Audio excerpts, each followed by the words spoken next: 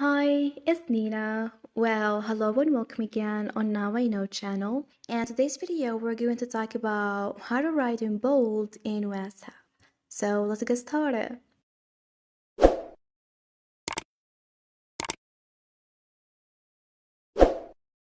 Well, first, after getting the application, you can move to any conversation you want. And to write in bold, first tap on Message.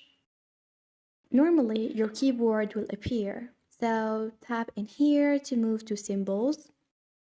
Now choose this one as a start for coding, because there is a coding in WhatsApp that allow you to convert any font to a bold font. Now write whatever you want, either words or phrases.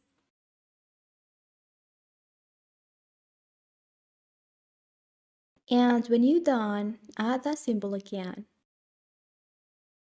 Great. As you see here, once you add it, the font automatically changed to bold. And when you send it, the message will send in bold and without the two symbols. And this is it. Thanks for watching. See ya!